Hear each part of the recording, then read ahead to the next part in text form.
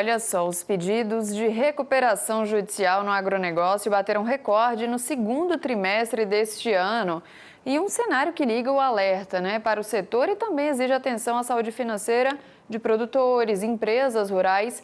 E para entender melhor esse cenário que está por trás desse aumento, e também é claro que pode mudar daqui para frente, a gente recebe o nosso convidado, o nosso consultor de agronegócio, o Celso Ricardo, que já está aqui com a gente. Celso, bom dia, bem-vindo. Bom dia, Carol. Bom dia, Valteno. Bom dia. Não será que o Celso viu aquela matéria do Sebastião? A matéria que mostra o endividamento. Ela estava programada, Felipe, para rodar agora nesse último bloco?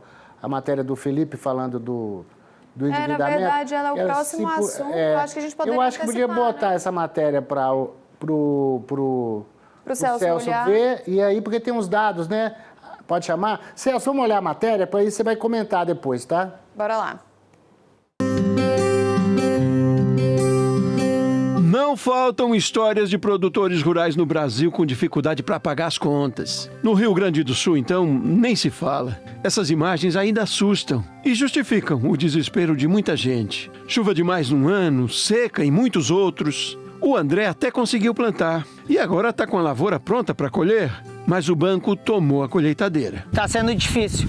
Eu não sei se o próximo ano, 2026, eu vou conseguir seguir na atividade. O avô do Pedro já era agricultor e ele diz que a família nunca passou por situação tão difícil. É um pedido de socorro, porque nós não temos dinheiro para diesel, nós temos as lavouras para preparar, já temos dinheiro para estar plantando, não temos solução. Além dos problemas, produzir alimento no Brasil não é barato.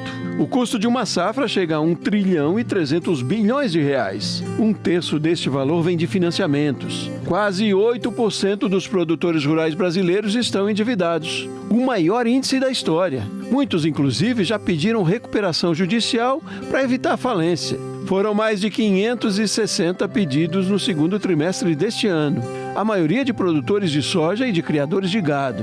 A situação é mais preocupante nos estados de Goiás, Mato Grosso e Rio Grande do Sul. Nós tivemos um aumento de custo gigantesco nos insumos e principalmente nos serviços referentes à safra, né? Pagamos nessa última safra praticamente 4 vezes o valor de frete que pagamos na outra. Problema sério de infraestrutura, de armazenagem, é repensar o modelo Brasil. Há quem considere a situação dos produtores um calote. Mas antes de qualquer julgamento, é preciso entender os motivos. Primeiro, o clima, que já comprometeu 3 até 4 safras em algumas regiões. Depois, falta recursos para o seguro rural. Tem ainda a queda no preço dos produtos, o alto custo de produção. A lista é grande e só não é pior porque a produção no Brasil é muito grande. Alguns estados compensam outros.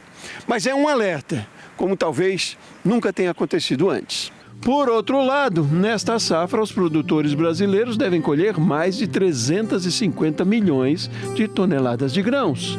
Um recorde histórico, apesar da situação. O governo federal diz que o Plano Safra é a principal ferramenta de crédito para o produtor e que, em situações de crise, libera recursos extras. No início de setembro, foi criada uma linha de crédito de 12 bilhões de reais para agricultores atingidos por tragédias climáticas. Na avaliação da Frente Parlamentar da Agropecuária, o recurso não é suficiente. Nós aprovamos na Câmara 30 bi, usando o Fundo Social e os fundos constitucionais.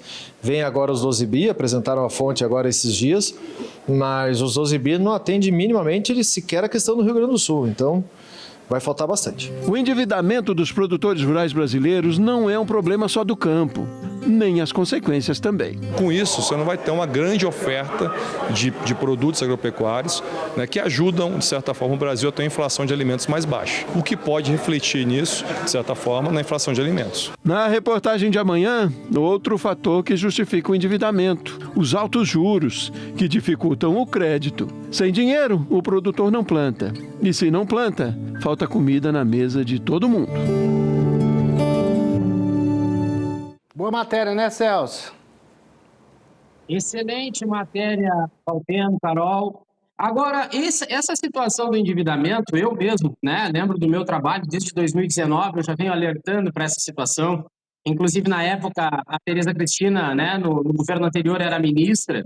ela me chamou em Brasília para um debate junto com a sua equipe. Eu levei uma proposta já mostrando que o grande problema do Brasil são as contradições, tá? No momento que nós falamos tanto da representatividade no PIB, da balança comercial, da safra recorde, nós vamos, de uma certa forma, excluindo os problemas ou ocultando os problemas que são graves. E eu, por inúmeras vezes que estive em Brasília, é importante ressaltar isso, o problema do produtor rural, ele não era debatido. E quais são, nós poderíamos falar em inúmeros problemas, mas para mim o mais grave é a falta de viabilidade econômica e financeira para o produtor rural. É isso que tem levado o nosso produtor para o endividamento. Nós falarmos em ser o maior exportador de commodities hoje e falar de safra recorde é preocupante. Exportar commodity não agrega valor, nós não transformamos, nós não beneficiamos. E hoje, com um custo operacional total muito alto das porteiras para dentro, o produtor ele visualiza margens apertadas e até negativas. Eu fiz recentemente um dossiê unificado do agro, considerando os 26 estados do Distrito Federal e todas as situações que implicam da porteira para dentro. Peguei as 10 maiores cadeias produtivas e o que está acontecendo hoje é comprovado nesse dossiê. Está nos faltando viabilidade econômica e financeira e políticas que incidam diretamente sobre a atividade do setor primário. Se nós não mudarmos, como disse o próprio Lupion, o jeito de fazer, eu até digo, Valtênio e Carol, que nós temos que descer um pouquinho desse pedestal de celeiro do mundo e começarmos a olhar de uma maneira mais profissional. Nós estamos falando de uma empresa a céu aberto que tem indicadores profissionais, tecnologia, inovação, mas nós não estamos desenvolvendo uma gestão profissional para acompanhar esse agro brasileiro que precisa urgentemente, esse produtor rural brasileiro está precisando de ajuda para se manter na atividade. A gente entrevistou agora há pouco o Edgar Preto e ele fez aqui um quadro bem diferente, né? De aquisições, o governo ajudando e comprando. Aí a gente vê agora o Lupion, mais o pessoal técnico da CNA, dizendo das dificuldades. Essa semana mesmo a gente deu aí um mês de agosto com desemprego no campo. Então, assim, eu fico vendo assim, as várias visões que tem. Tem a visão do governo, do setor, que se aproveita da super safra para poder fazer a sua propaganda. Isso é bom que tenha a super safra, mas o que a gente se preocupa é com o futuro, porque uma safra, ela é construída, não é agora, se você faz a coisa, é como o gado, é daqui a 2 anos que vai. Então, se nós estamos com esse nível de endividamento, com juros na altura que nós estamos, e com o preço das commodities em baixa, e diante de um cenário de protecionismo e também de taxações, não adianta olhar e ser otimista se não tiver sendo feito algo para o futuro. Talvez isso é o que preocupe e pouca gente entende isso como a realidade do campo, né? O que se faz hoje é para daqui a muito tempo, não é para amanhã, não é para depois.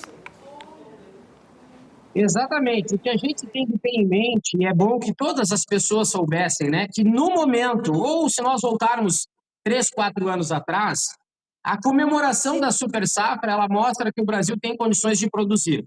E eu sou um defensor disso e ainda vou um pouco mais além. Nós podemos aumentar muito a nossa capacidade produtiva. Mas o primeiro fator, nós temos que entender que não é o produtor rural que exporta. Então, todos esses resultados apresentados no final, né, do processo, eles não são revertidos a esse produtor, que, no momento de uma super safra, quando nós colhemos a soja e nós vamos até o armazém, ao silo, nós temos uma grande oferta de produtos, e essa grande oferta, devido à super safra, automaticamente baixa os preços. Eu não tenho onde estocar, eu tenho conta para pagar, então eu estou produzindo a qualquer custo e tendo que vender a qualquer preço. E esse é o grande fator que implica sobre o resultado final. Os atravessadores, que a gente diz, né, as tradings e as grandes indústrias que hoje plantam, beneficiam e vendem, eles se aproveitam desse momento e são aqueles que mais lucram nesse resultado. Então, o produtor hoje estar produzindo mais, e eu até levanto um ponto de interrogação pelo otimismo do governo, eu acho que são números que eu praticamente contesto em determinadas situações, nós produzimos mais no cenário atual é extremamente prejudicante. Ele prejudica devido ao fator de eu ter que produzir, porque eu tenho que pagar, eu estou produzindo com esse custo alto e, ao mesmo tempo, eu estou tendo que comercializar as commodities, como nós não transformamos e não agregamos valor, no preço que o mercado internacional está definindo. E, como eu disse, muitas das vezes, gera resultados negativos. E o produtor que está buscando, de alguma forma, resolver os seus problemas, é bom que isso fique claro, como disse o Sebastião, não é uma questão de não querer pagar, é que a conta não fecha. E hoje, quando nós entramos para dentro dos bancos para renegociar dívidas, é muito importante que o produtor esteja atento. Renegociar dívidas com juros permanentes, né? Ou considerando desde a assinatura da primeira CPR, que vem juros sobre juros, não é vantajoso para o produtor. E ele está buscando a recuperação judicial como um caminho para ter essa resolução mais rápido, né? Amanhã a gente vai mostrar as dificuldades. Hoje nós mostramos o endividamento.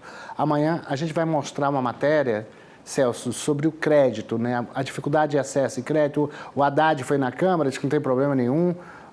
E aí a gente tem a dificuldade apenas 33%. Quer dizer, menos comparando com o ano passado, nesse período, nós estamos liberando menos 30% de crédito para o produtor. Ou seja, nós temos pela frente um cenário de menos área plantada e menos recursos tecnológicos, porque o produtor, diante do custo, não vai investir, portanto, a produtividade deve cair nessa próxima safra. Mas isso é tema para você conversar com a gente no nosso próximo encontro, porque o tempo aqui está correndo. Obrigado por assistir com a gente a matéria e comentar, viu, Celso? Eu que agradeço, Carol e Valteno, pela oportunidade. Semana que vem voltamos para esse assunto aí, com certeza. Um abraço. É isso, Celso. Obrigadão, viu?